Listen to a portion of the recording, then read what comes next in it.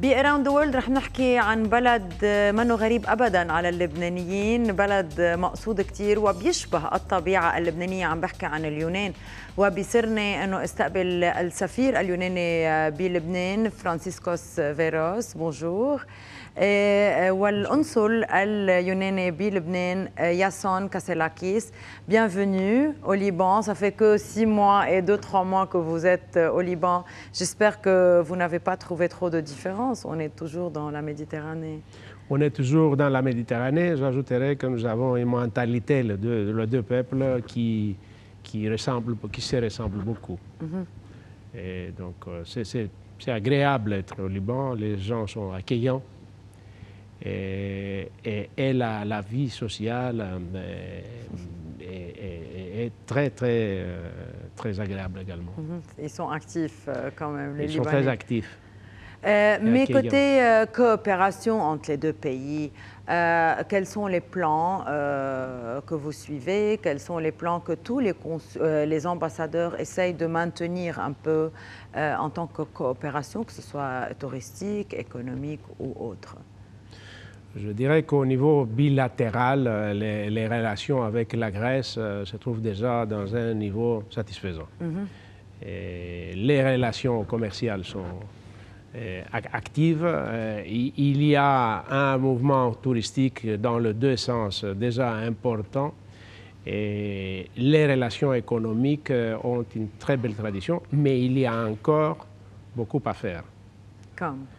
Et il y a plus à faire dans le secteur touristique, qui constitue une des priorités du gouvernement libanais également. Et comme la Grèce est une destination touristique connue avec beaucoup de possibilités encore,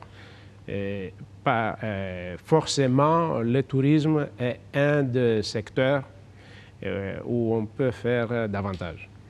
L'économie en général, le commerce et les investissements ont des perspectives très positives. Encore une fois, dans le secteur politique, dans les relations politiques, les relations sont très bien. لكن عم بيقول أول شيء إنه البلدين طبعاً بيشبهوا بعضهم، خصوصاً من ناحية المواطن يلي دايماً، وبقول إنه المواطن اللبناني يلي دايماً عنده هالحسن الضيافة، وأيضاً على مستوى العلاقات بين لبنان واليونان العلاقات جيدة بشكل عام، اقتصادياً تجارياً وسياحياً، ولكن دايماً بيطمحوا إنه يكون في بالسياحة أمور عم تتطور وتتحسن أكثر. Mais on parle du tourisme qu'il faut améliorer, mais pas dans toutes les îles ni dans toutes les villes de la Grèce, parce que Mykonos, on dirait que c'est une partie du Liban maintenant, n'est-ce pas? Les Libanais vont tout le temps là-bas. Il y a des parties de la Grèce qui font penser au Liban, et tant mieux, parce qu'il y a beaucoup de Libanais. Oui, Mykonos, Santorin sont deux destinations, si vous voulez, qui sont presque saturées. Oui. Et ceci n'est pas vrai pour toute l'année, c'est seulement pour la période estivale. Mais la Grèce, n'oublions pas, n'est pas un pays ni uniquement à visiter, ni uniquement en été, ni uniquement dans les régions déjà connues des îles ou même les régions côtières. C'est une destination qui a beaucoup à offrir et il faut en profiter. Et vous m'aviez parlé du Nord, un peu, on va en parler tout à l'heure, qu'on est habitué à visiter les îles, mais il y a d'autres régions dont on va parler tout à l'heure. Donc, لكن بقول سعادة السفير بأنه المناطق أكيد يلي أكثر شيء بيزوروها اللبنانية هن ميكونوس وسانتوريني، ولكن هو بينصح أنه ما تكون الزيارات فقط بالصيف، ومش بس على مناطق الجزر، لأنه في مناطق كثيرة ورح نحكي عنها بعد شوية، خصوصا بشمال اليونان يلي أكيد بينصحوا أنه نزورها. خلينا نشوف أيضا مع سعادة القنصل كيف ممكن ناخذ الفيزا لحتى نقدر نسافر بشكل مسهل على اليونان. Le visa, monsieur le consul, est-ce que c'est plus facile d'avoir le visa Schengen de l'ambassade de la Grèce au Liban, et comment il faut faire? Est-ce que vous facilitez un peu les choses pour les Libanais? Merci pour cette question. En effet, les choses sont très claires, assez claires, et on est là pour soutenir les démarches de tous ceux qui sont intéressés à voyager en Grèce. Côté pratique, les documents qui sont nécessaires sont très clairs. Il faut une réservation de vol, de logement, une assurance voyage, preuve de moyens financiers, un passeport valide. Et après, on peut facilement déposer notre demande de visa à notre Visa Center qui se trouve à Ambra. Toutes les informations utiles, on peut les trouver sur le site vfsglobal.com/Greece/Lebanon ou à notre site de l'ambassade. Et c'est vrai que toute l'ambassade est là pour vraiment aider et soutenir les voyageurs. Normalement, la durée, c'est de combien de jours pour obtenir le visa? En effet, ça dépend des profils. Et pour prendre le rendez-vous, déjà ça c'est un grand problème d'obtenir un rendez-vous en moins qu'une semaine ou deux peut-être. Non, ce n'est pas un problème. On est toujours en constante coopération avec notre Visa Center pour assurer qu'il n'y a pas beaucoup d'attentes. Et bien entendu, j'aimerais bien conseiller tous les intéressés qu'il serait mieux de déposer une demande le plus tôt possible. Oui, ça c'est important. On peut même penser auparavant. On peut même appliquer 3 mois avant le voyage planifié. Mais parfois c'est un peu plus rapide, surtout pour les Libanais. On est là. Parfois, il manque d'organisation un peu. Comme les Grecs. Exactement, donc vous comprenez comment ça se passe. Donc, est-ce qu'il y a possibilité d'obtenir un visa rapide parfois et quelles sont les conditions? En effet, sous condition, oui, ça pourrait être faisable.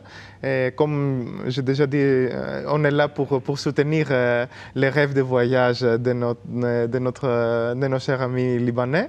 Et bon, il y a des délais qui sont sensibles. Mais il ne me dit pas les délais, vous voyez, il est très diplomate. Bon, 2 semaines. Alors, 2 semaines, voilà. 2 semaines. En moyenne, donc. C'est 2 semaines pour le visa. Pour le visa Schengen. Et pour le rendez-vous? Pour le rendez-vous, c'est une question, c'est pourquoi on conseille toujours de demander le plus tôt possible, mais ça pourrait être dans 2 jours ou même, ça dépend aussi de la période, en plein été, ça pourrait être un peu plus compliqué. D'accord. لكن مثل كل السفارات اللي بيعطوا شنغن المهلة تقريبا نفسها بينصحوا انه يقدموا قبل ب3 أشهر اجمالا لحتى ياخذوا الموعد ويخلصوا الفيزا على رواق ولكن اذا في شيء سريع ومضطرين انه ياخذوا المواعيد قبل اكيد ما في مشكل ودائما هن موجودين لحتى يكونوا عم بيساعدوا والويب سايتس اكيد اللي بنعرفهم موجودين. On est en train de voir des vidéos qui sont superbes, monsieur l'ambassadeur. Donc on est en train de voir un peu une vue d'ensemble, une vue générale de la Grèce. Quels sont les endroits que vous conseillez vraiment de visiter? Pas seulement les endroits touristiques pour faire la fête et tout. Les endroits touristiques sont vraiment belles et ce n'est pas par hasard qu'ils ont des endroits bien connus. Et ce qu'il faut ajouter, c'est qu'il s'agit là d'un pays qui a beaucoup d'attractions peu connues, comme nos montagnes par exemple. Un Libanais peut très bien apprécier les belles montagnes de la Grèce où on peut se promener pendant 2 heures, on peut faire des randonnées, on peut bien sûr skier. Et la période de ski est, je dirais, plus longue par rapport à la période au Liban. Ça s'étend sur quel mois? Jusqu'au mois d'avril. De quel mois ça commence? Décembre. Décembre, avril. De décembre à avril. Ok. Et là, on est en train de voir vraiment des îles qui ne sont pas très connues. Voilà. Et comment vous faites pour conserver un peu l'héritage, l'histoire, les ruines, la mythologie? La protection de l'environnement et la conservation des monuments est un vrai défi pour un pays comme le nôtre, comme c'est un peu le cas au Liban. Et il y a des services, je dirais, bien organisés qui sont spécialisés pour ça, des services d'État. Il y a notre service archéologique qui a même une puissance, je dirais, assez grande en Grèce. Et pour construire, il faut presque toujours un permis du service archéologique. Surtout dans des régions bien précises. Nous avons surtout dans des régions bien précises, mais il faut le dire, la Grèce est comme... c'est l'endroit où nous avons eu des civilisations depuis 4000 ans presque, est un endroit où il y a vraiment beaucoup de monuments. Dans toutes les villes, presque. Dans toutes les villes. Et je voudrais, avec votre permission, me référer spécialement à la Grèce du Nord, où il y a des monuments qui, à mon avis, intéressent les touristes, surtout les touristes comme les Libanais. Et il y a des monuments importants, antiques, de la Grèce antique, mais aussi de la période byzantine. Et il y a des monastères importants, il y a des belles églises, il y a une belle nature, et il y a toujours des plages impressionnantes, près de Thessaloniki, au nord-ouest, en Épire, donc, il y a aussi etc. Le tourisme oui. religieux aussi, et donc c'est le côté un peu religieux ancien, antique. دونك بيقول انه في مناطق كثيره وفي نشاطات كثيره يمكن مش كل الناس بيعرفوها باليونان مثل السكي يلي موسمه بيمتد من كانون الاول تقريبا لنيسان. ايضا في مناطق بشمال اليونان بينصح كمان بزيارتها لانه فيها الجبال. Ça c'est le ski, voilà. مثل الجبال، مثل المغاور يلي شفناها أيضا بالصور، وأيضا السياحة الدينية وين في الديور القديمة، وين في أيضا الكنايس القديمة، وبيقدروا أكيد يعرفوا كل تاريخ اليونان. La mythologie grecque est toujours présente, on dirait, n'est-ce pas? Il y a toujours des guides qui peuvent expliquer. Il y a aussi des voyages culturels, je crois, qui se font là-bas, parce que dans tout le monde, et surtout dans les pays francophones, ils étudient toujours la mythologie grecque. La mythologie et l'histoire antique, oui. Il y a des tours spécialisés dans des endroits précis par rapport à la mythologie, oui. Et j'ajouterais qu'une des raisons pour visiter la Grèce, c'est le shopping.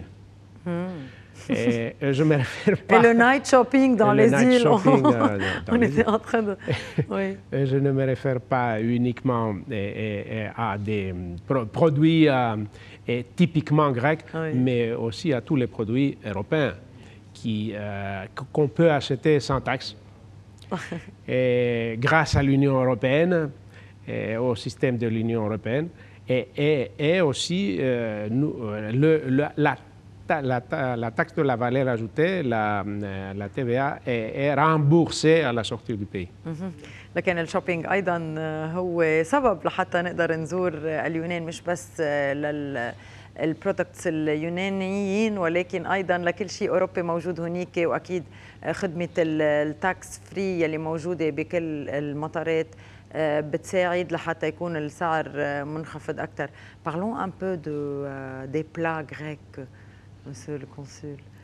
Qu'est-ce que vous... Donnez-nous une petite idée.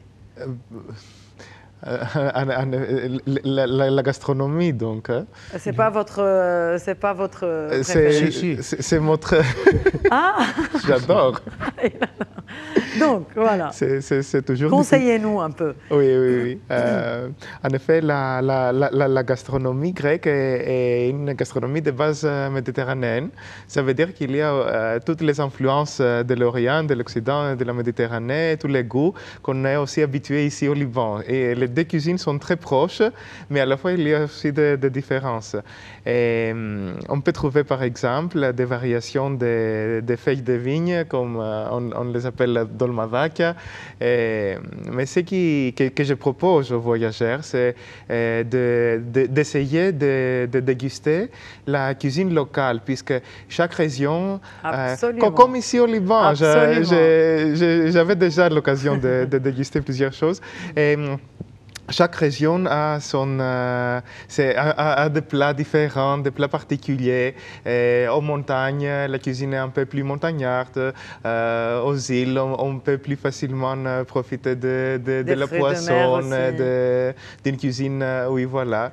Et le yaourt et tout ça, oui. N'est-ce pas? Je connais un peu.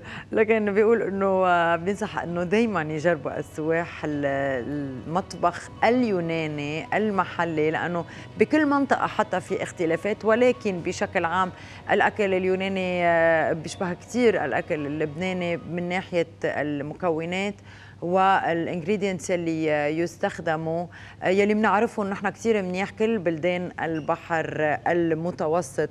Les traditions les plus célèbres, qu'est-ce qu'il faut voir aussi comme tradition? Il y a des traditions pendant toute l'année aussi qu'on devrait connaître. Et je commencerai par les vacances de Pâques.